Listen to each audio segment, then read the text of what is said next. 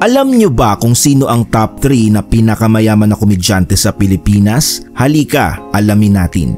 Ang ating top 3 ay ang unkabogable na si Vice Ganda na may estimated net worth na 500 million pesos.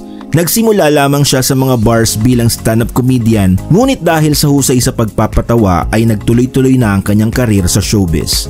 Ang top 2 naman ay sino pa ba kundi ang bossing ng lahat na si Bossing Vic Soto. Ayon sa ilang internet sources, siya ay may net worth na halos 800 million pesos. Isa siyang maituturing na living legend ng Philippine comedy at syempre, icon ng longest running noontime show na Itbulaga. At ang ating top 1 ay wala nang iba kundi ang controversial host na si Willie Revillame na may estimated net worth na 4.2 billion pesos. Maraming negosyo si Kuya Will. Katunayan, bukod sa mga luxury vehicles ay nagmamay-ari rin siya ng isang building na ang tawag ay Will Tower.